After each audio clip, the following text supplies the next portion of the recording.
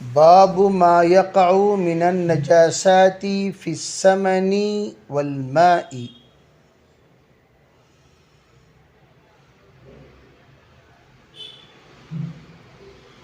یہ باب ہے نجاستوں میں سے اگر کوئی چیز گر جائے گھی اور پانی میں، سمن گھی، پنیر، گھی سے بنی ہوئی چیزیں اس کو سمن کہتے ہیں، اور پانی میں گر جائے تو اس کا کیا حکم ہے؟ اس سلسلے میں علماء محدثین کا اور فقہاء کی رائے امام بخاری نقل فرماتے ہیں۔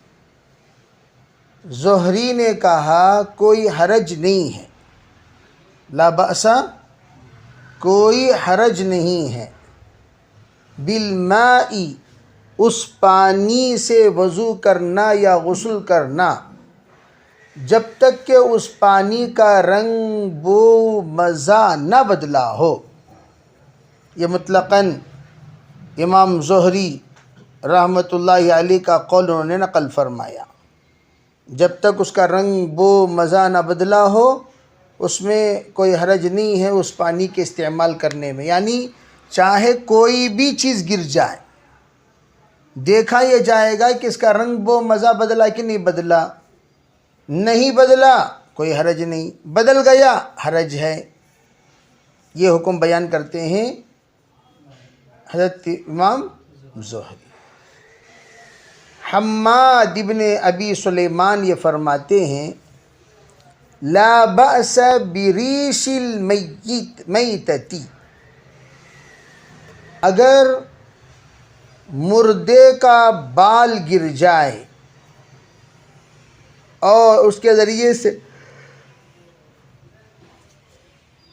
رنگ، بو، مزہ نہ بدلے تو فرماتے ہیں اس میں کوئی حرج نہیں ہے، چاہے وہ جانور ماکول اللحم ہو یا غیر ماکول اللحم ہو، دونوں کا حکم برابر ہے۔ ماکول اللحم ہو یا غیر ماکول اللحم ہو، دونوں کا حکم برابر ہے۔ حضرت زہری فرماتے ہیں فی عظام الموتى، مردار کے ہڈیوں کے سلسلے میں، کہ مردار کے ہڈیوں کا معاملہ کیا ہے، جیسے کہ دندان فیل ہیں، دندان ہاتھی کے دانت مرنے کے بعد گر گئے یا اس کی ہڈیاں گر گئیں، تو ایسے موقع پر کیا پانی ناپاک ہوگا؟ فرمایا اس سلسلے میں کہتے ہیں ادرکت ناسا من سلف العلماء، میں نے علماء کی ایک بڑی جماعت کو اس حال میں پایا کہ یمتشطون بہا، کہ اس دندان سے بنے ہوئے کنگھی سے انہوں نے اپنے بالوں کو درست کیا،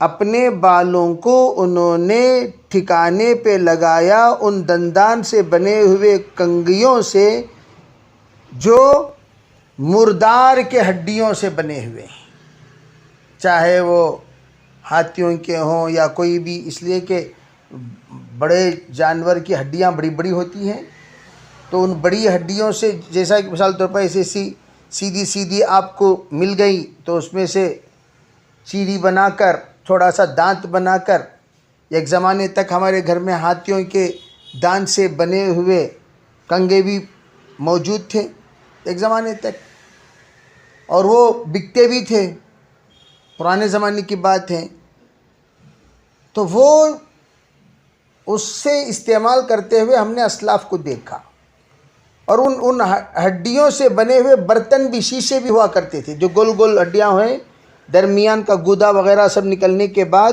اس کو باٹل کی طرح بنا دیا کرتے تھے اور اس میں تیل ڈال کر استعمال کرتے تھے۔ تو اسی کو فرمایا یدہنون فیہا ما یرون بہ بأسا، ان لوگوں نے اس میں کوئی حرج محسوس نہیں کیا، تبھی تو استعمال کر رہے ہیں۔ پوچھنا یہ چاہیے تھا کہ بھئی یہ ہڈیاں کس کی، حلال کی یا حرام کی. اس لیے کہ اس زمانے میں یہ مافیا وافیا نہیں ہوتا تھا، سب کافیہ ہی ہوا کرتا تھا. یعنی اسمگلنگ وغیرہ وغیرہ جو اس طریقے سے لوگ آج کل کر رہے ہیں، دھندے بنا لیے، پہلے زمانے میں وہ سب نہیں، بالکل صاف صاف لوگ اسے استعمال کرتے تھے اور اسے بیچتے تھے، لاتے تھے. ایک تجارت کا ایک سلسلہ جاری رہتا تھا. پابندیاں تو بعد میں لگی ہیں، بہت بعد میں پابندیاں لگی ہیں. شروع میں سب پابندیاں سب کچھ نہیں رہتی تھی.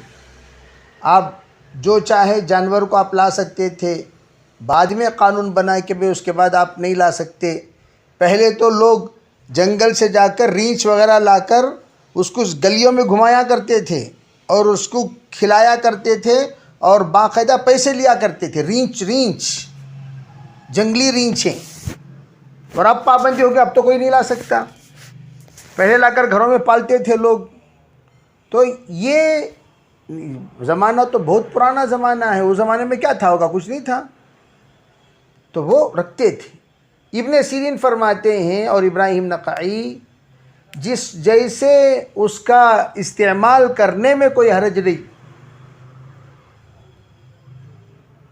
ہر وہ چیز اصولی اعتبار سے جس چیز کے استعمال میں کوئی حرج نہیں ہے، اس چیز کے بیچنے اور لینے میں بھی کوئی حرج نہیں ہے، خرید و فروخت میں بھی کوئی حرج نہیں ہے. یہ بات بتائی گئی.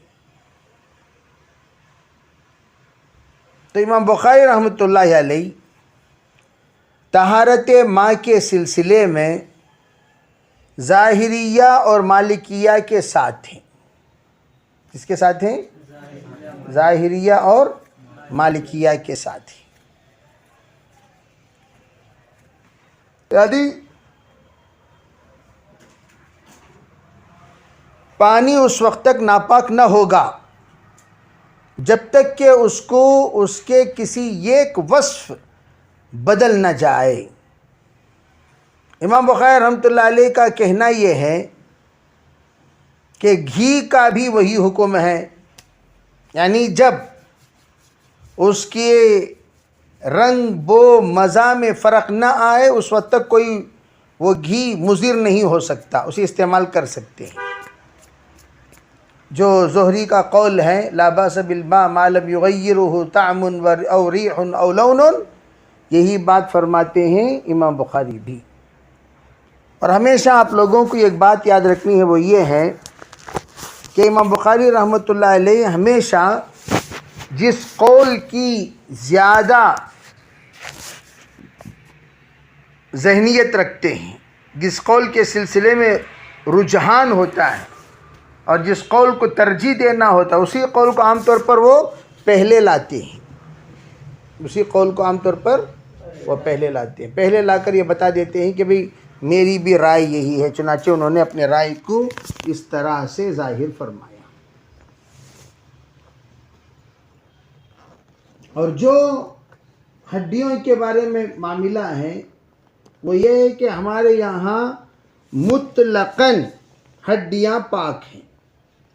ہمارے یہاں مطلقاً ہڈیاں کیا ہیں بھائی؟ پاک ہیں، اس میں کوئی حرج نہیں ہے. مالکیہ کے یہاں مذبوح ہو تو پاک، کیا ہو تو؟ اگر مذبوح نہیں ہے تو پاک نہیں ہے.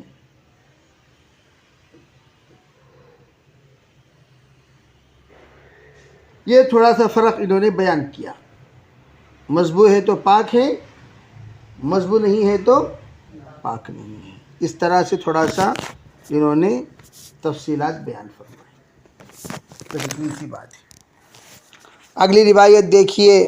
پوچھا گیا آپ علیہ الصلاۃ والسلام سے اس چوہے کے سلسلے میں جو گھی میں گر جائے. آپ نے کہا اسے اٹھا کر پھینک دو. القوہ وما حولہ، جو اس کے اطراف لگا ہوا تھا اسے بھی اٹھا کر پھینک دو. وکلوا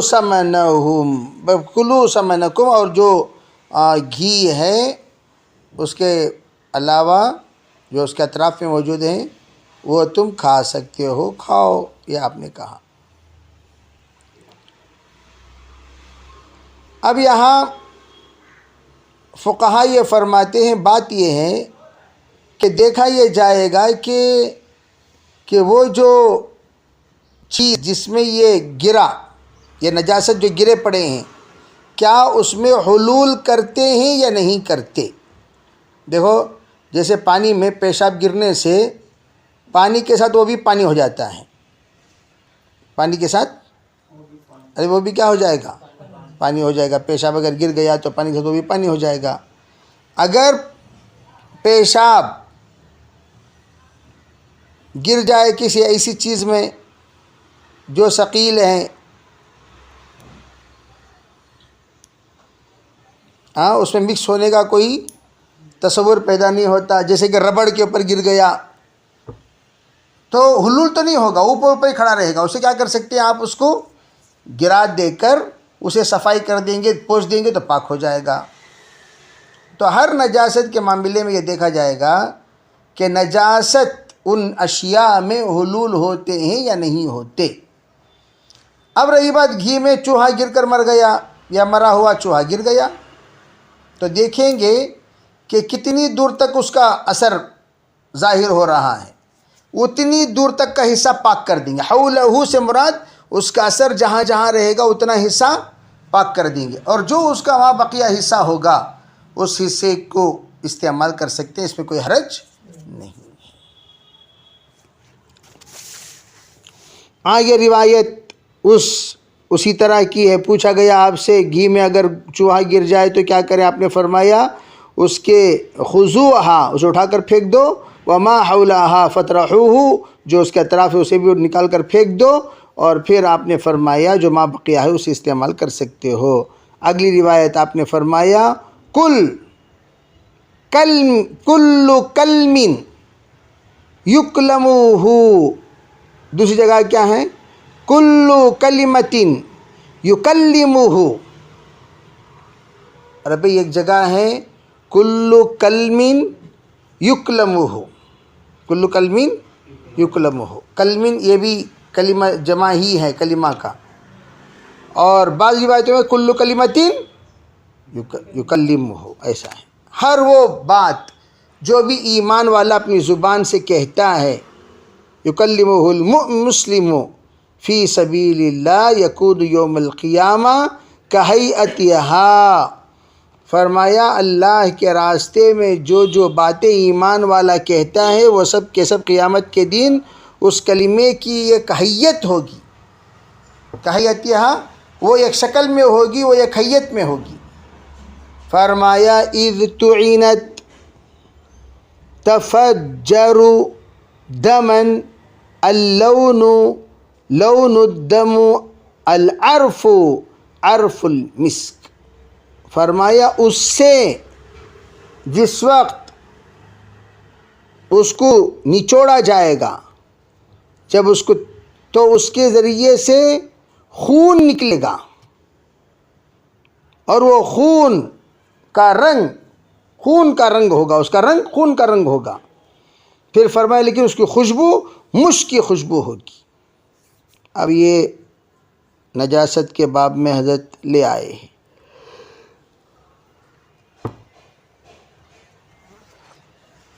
ظاہر اعتبار سے دیکھا جائے اس حدیث کا باب سے کوئی تعلق نہیں ہے، کوئی تعلق ہے؟ امام بخاری رحمۃ اللہ علیہ یہاں سے کہنا کیا چاہتے ہیں، یہ سوچنے کی بات ہے۔ فرماتے امام بخاری رحمۃ اللہ علیہ کا استدلال اس روایت سے یہ ہے کہ جس طریقے سے نجاست میں دخل ہے کہ اس کے رنگ بو مزہ اگر منتقل ہو تب جا کر ناپاک ہوگا، منتقل نہ ہو تو ناپاک نہیں ہوگا، جس طریقے سے نجاستوں میں یہ بات آپ نے تسلیم کر لیا، اسی طرح امام بخاری رحمۃ اللہ فرماتے ہیں کہ پہلے خون ناپاک، خون کیا ہے؟ ناپاک، اب خوشبودار کیسے بن گیا؟ ارے خون تو پہلے ناپاک، جب اسے نچوڑا جائے گا تو خوشبودار کیسے بن گیا حشر کے میدان میں؟ تو حضرت فرماتے ہیں جس طرح اس روایت میں انسان جو بھی بات کہتا ہے اس کے اخلاص کے اعتبار سے، اس کی نیت کے اعتبار سے، اس کے درد کے اعتبار سے وہ کلمہ ایک شکل بن کر نچوڑے تو اس کے اندر سے خون نکلے اور وہ خوشبودار ہو جائے، اسی طریقے سے کہ جب نجاست کسی چیز میں پڑ جائے اور اس کے اندر کوئی تغیر پیدا کرے تو پھر وہ ناپاک ہوگا ورنہ نہیں۔ یعنی کیا مطلب؟ اسی طرح انسان اگر کوئی بات کہے اور اس میں نیت ناپاک مل جائے تو وہ انتہائی بدبودار ہو جائے گا، اگر نیت اچھی ہو تو انتہائی وہ خوشبودار ہو جائے گا۔ جس طریقے سے ما یلفظ من قول الا لدیہ رقیب عتید، کوئی جملہ بندہ کہتا ہے تو اللہ کے یہاں ایک متعین فرشتہ ہے، وہ نوٹ کر لیتا ہے اور اسی کلمے کے ذریعے سے بندہ جنتی بھی بنتا ہے، انہی کلمے کے ذریعے سے بندہ جہنمی بھی بن جاتا ہے۔ ارے بھئی اقرار ایمان کس سے کرتے ہیں؟ ہم زبان سے کرتے ہیں۔ نعوذ باللہ زبان سے اگر کوئی کفریہ کلمہ کہہ دیا تو وہ اللہ کے یہاں مردود کس وجہ سے قرار دیا جاتا ہے؟ زبان سے نکلی ہوئی ان باتوں کی وجہ سے جس کے ذریعے سے کفر کا ہونا ثابت ہوا۔ تو جس طریقے سے ایمان کا ہونا کلمے سے ثابت ہوتا ہے ویسا کفر کا ہونا بھی کلمے سے ہی ثابت ہوگا۔ تو جس طرح ایمان کا ہونا کلمے سے ثابت ہوا، کفر کا ہونا بھی کلمے سے ہی۔ بات سمجھ میں آ رہی نہیں؟ تو اب طبتم فادخلوها خالدین جو کہا جائے گا جنتیوں کو، تو یہ طبتم سے مراد کون ہے؟ تم نے بہت اچھا کیا، کیا کیا؟ کلمۃ طیبۃ کشجرۃ طیبۃ، زبان سے نکلنے والی بات طیب والی اس وقت ثابت ہوتی ہے جس وقت میں وہ اخلاص والی ہو، للہیت والی ہو، وحدانیت والی ہو۔ اگر وہ کلمۃ طیبۃ کشجرۃ طیبۃ اس وقت نہیں ہوگا جس وقت میں وہ ارے بھئی طیب کلمہ نہ ہو، غیر طیب کلمہ ہو، یعنی نعوذ باللہ کفریہ کلمہ ہو، تو کلمۃ طیبہ کلمۃ، تو اس کی مثال تو آگے اللہ تعالیٰ نے دی نہیں۔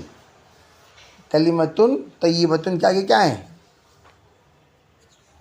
ارے بھئی اسی کو آپ لگا لیجئے، اصلها ثابت وفروعها فی السماء، یہ تو ہو گیا کلمۃ طیبۃ کے بارے میں۔ اگر اس کا برعکس معنی لیا جائے، کلمۃ طیبۃ کی جگہ آپ خبیثہ مراد لے لیجئے، تو خبیثہ اگر مراد لے لیں گے تو اس میں بہت ساری خرابیاں گویا کہ ثابت ہو گئیں۔ کیا ہو گئیں؟ چلیے جی۔ باب البول في الماء الدائم وبه قال حدثنا ابو اليماني قال اخبرنا شعيب قال اخبرنا ابو الزناد ان عبد الرحمن بن هرمز الاعرج حدثه انه سمع ابا هريره رضي الله عنه انه سمع رسول الله صلى الله عليه وسلم يقول نحن الاخرون السابقون وباسناده قال لا يبولن احدكم في الماء الدائم الذي لا يجري حتى يغتسل فيه ثم يغتسل فيه. باب اذا القي على ظهر المصلي قدر او جيفه لم تفسد عليه صلاته. قال وكان ابن عمر رضي الله عنه اذا راى في ثوبه دما وهو يصلي وضعه ومضى في صلاته. وقال ابن المسيب والشعبي اذا صلى وفي ثوبه دم او جنابه او لغير القبله او تيمم فصلى ثم ادرك الماء في وقته لا يعيده. وبه قال حدثنا عبدان قال اخبرني ابي عن شعبة عن أبي إسحاق عن عمرو بن ميمون أن عبد الله رضي الله عنه قال بين رسول الله صلى الله عليه وسلم ساجد وقال وحدثني أحمد بن عثمان قال حدثنا سريح بن مسلمة قال حدثنا إبراهيم بن يوسف عن أبي إسحاق قال حدثني عمرو بن ميمون أن عبد الله بن مسعود رضي الله عنه حدثه أن النبي صلى الله عليه وسلم كان يصلي عند البيت وأبو جهل وأصحاب له جلوس إذ قال بعضهم لبعض أيكم يجيء بسلا جزور بني فلان فيضعه على ظهر محمد إذا سجد. فانبعث أشقى القوم فجاء به فنظر حتى إذا سجد النبي صلى الله عليه وسلم وضعه على ظهره بين كتفيه وأنا أنظر لا أغني شيئا لو كانت لي منعة. قال فجعلوا يضحكون ويحيل بعضهم على بعض ورسول الله صلى الله عليه وسلم ساجد لا يرفع رأسه حتى جاءته فاطمة فطرحته عن ظهره فرفع رأسه ثم قال اللهم عليك بقريش 3 مرات فشق ذلك عليهم إذ دعا عليهم. قال وكانوا يرون أن الدعوة في ذلك البلد مستجابة. ثم سمى اللهم عليك بأبي جهل وعليك بعتبة بن ربيعة وشيبة بن ربيعة والوليد بن عتبة وأمية بن خلف وعقبة بن أبي معيط وعد 7 فلم يحفظه. فوالذي نفس بيده لقد رأيت الذين عد رسول الله صلى الله عليه وسلم سرعا في قليب بدر.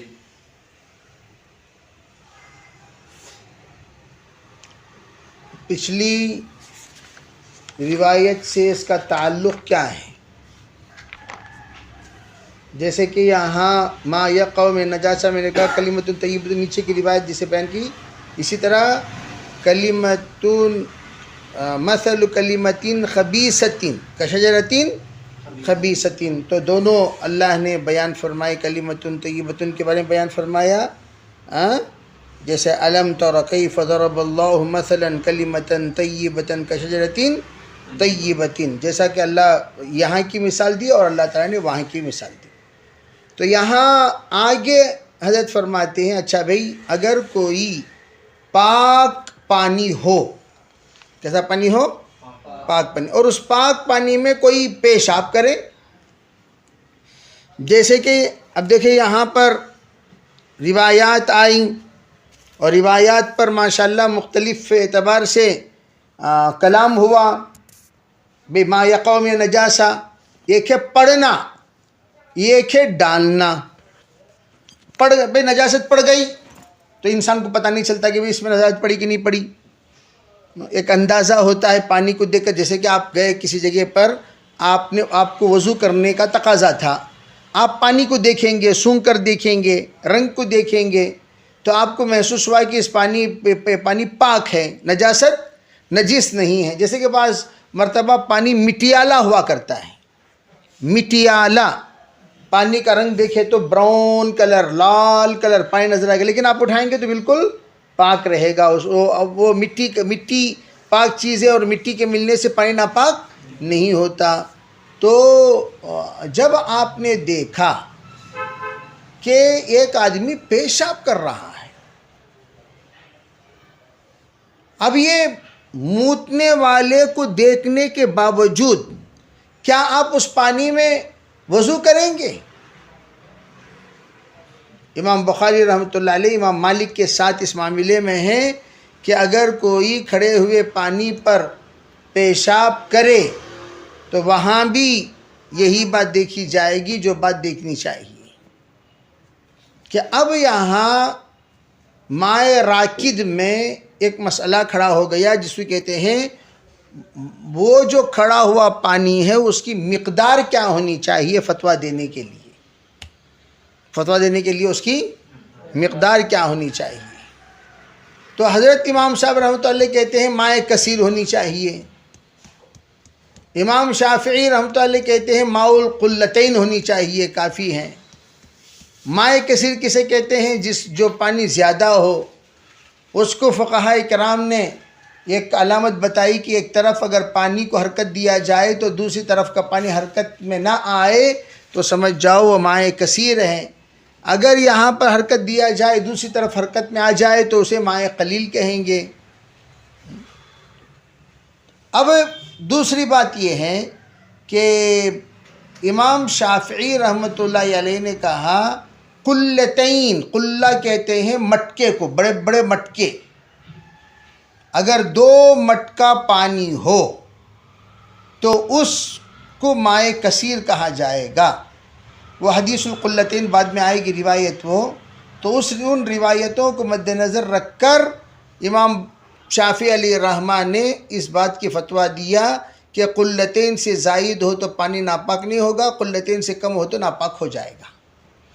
اب اس پر امام صاحب نے کیا جواب دیا وہ تو ہم حدیث قلتین میں بیان کریں گے، لیکن یہاں اتنی بات کا خیال رکھنا کافی ہے کہ پانی اگر ٹھہرا ہوا ہو اس میں پیشاب کرنے کا شرعی حکم کیا ہے؟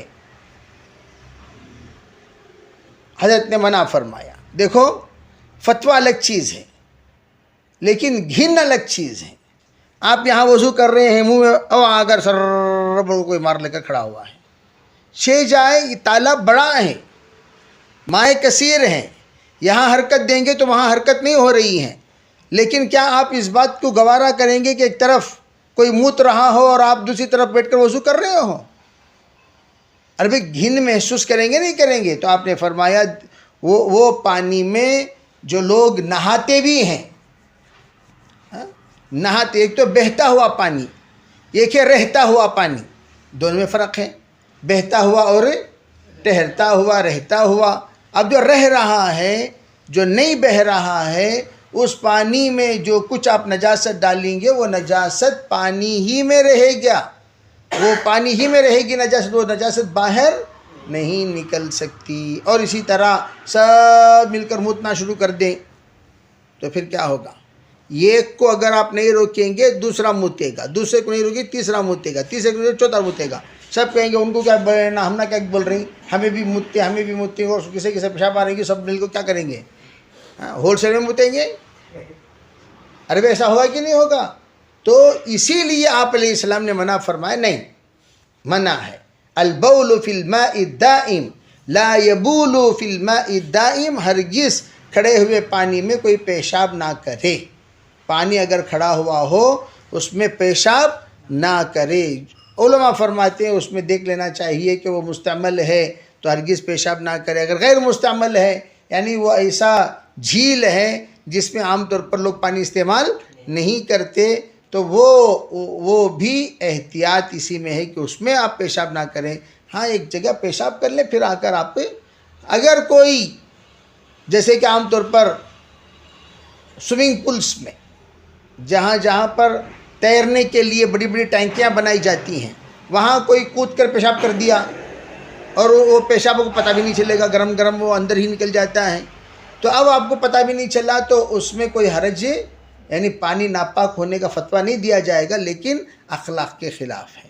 عربی وہ پانی جہاں پر آپ غسل کر رہے ہوں آپ وہاں مود بھی رہے ہیں، جو یہ بالکل مناسب نہیں ہے۔ اس لیے اکثر یہ کہا جاتا ہے کہ اگر آپ سوئمنگ پول جہاں پر عام لوگ نہاتے ہوں وہاں آپ نے نہا لیا، پھر آ کر اپنی جگہ پر احتیاطاً نہا لیا کریں تاکہ آپ وسوسے سے محفوظ رہیں، ورنہ فتوے کے اعتبار سے دیکھا جائے ہاں اگر مسلمان سب مل کر نہاتے ہیں وہاں کوئی حرج نہیں ہے، لیکن بچے نہاتے ہیں تو بچوں کے لیے تو ہم یہ کہہ نہیں سکتے کہ وہ پیشاب کرے کہ نہیں کرے، وہ پتہ بھی نہیں چلتا، اس لیے احتیاط ہے کہ وہ نہا لیا کریں۔ اگر نہیں نہائے تب بھی نماز تو ہو جائے گی، غسل بھی ہو جائے گا، لیکن احتیاط یہ ہے کہ نہا لیا کریں۔ فتویٰ نہیں ہے پانی ناپاک ہونے کا، اس لیے کہ آپ نے منع فرمایا، اس لیے آپ کہتے ہیں کہ پانی اگر کھڑا ہوا ہے تو وہ ایک نعمت ہے کہ وہ آسمان کے، اس لیے کہ مدینہ منورہ میں پانی کی بڑی تنگی تھی، کسی جگہ پر پانی جمع ہو جاتا تو اسے بڑی غنیمت سمجھ کر صحابہ کرام بارش کا پانی پیا کرتے تھے، اس کو استعمال میں لایا کرتے تھے، اس پانی کی قدردانی کرتے تھے۔ تو جس پانی کی قدردانی ہو رہی ہو اور آپ اس پانی میں پیشاب کریں تو اس کا مطلب یہ ہے کہ آپ نے پانی کی ناقدری کی۔ اس کو یہاں آپ نے فرمایا حضرت ابو ہریرہ کہ انہوں نے حضور سے یہ سنا یہ کہتے ہوئے نحن الآخرون السابقون، ہم لوگ آخر میں ضرور ہیں لیکن ہم لوگ آگے سب سے آگے جانے والے ہیں۔ اب سوال پیدا ہوا کہ بھئی یہ روایت میں تو پانی کا ذکر بھی نہیں ہے، قائم کا ذکر بھی نہیں ہے، پھر یہ روایت لائے کیوں؟ فرماتے ہیں بات یہ ہے کہ اصل یہ سند یہی ایک ہی سند ہے، لیکن اس سند میں آپ نے علت بیان کی کہ آپ آخر کی امت ہو لیکن سب سے پہلے تم جنت میں جانے والے ہو، مقام تمہارا بہت بڑا ہے، کیوں؟ وجہ کیا ہے؟ آپ نے اشارہ فرما دیا، وجہ یہ ہے پچھلی امتیں جن چیزوں کو جن جن چیزوں سے احتیاط نہیں کرتی تھیں تم لوگ احتیاط کرو گے، تم لوگ اس کا لحاظ رکھو گے۔ پچھلے لوگ پانی میں پیشاب کر دیا کرتے تھے لیکن تم لوگ نہیں کرو گے۔